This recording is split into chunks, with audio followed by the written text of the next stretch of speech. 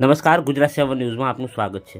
વિજયાદશમી નિમિત્તે રાષ્ટ્રીય સ્વયંસેવક સંઘ દ્વારા મહુવાના રાજમાર્ગો પર પથ સંચલન કાર્યક્રમ યોજાયો હતો। આરએસએસના 100 વર્ષ પૂર્ણ થયા છે ત્યારે મહુવા શહેરમાં પંથ સંચલન કાર્યક્રમ યોજાયો હતો। આ કાર્યક્રમમાં બહોળી સંખ્યામાં સ્વયંસેવકો હાજર રહ્યા હતા।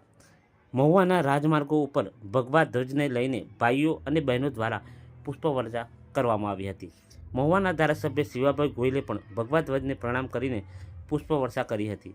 આ પથ સંચલન જેપી હાઈસ્કૂલથી નીકળીને મહુવામાં Vasi Talav, Meghdoot road, Kuberbaug road, Gandhibaug road જેવા રાજમાર્ગો પર નીકળી હતી। આ કાર્યક્રમમાં સાધુ સંતો દ્વારા શસ્ત્ર પૂજાનો કાર્યક્રમ પણ યોજાયો હતો। ત્યારબાદ સંતો દ્વારા આશીર્વાદ પાઠવવામાં આવ્યા હતા।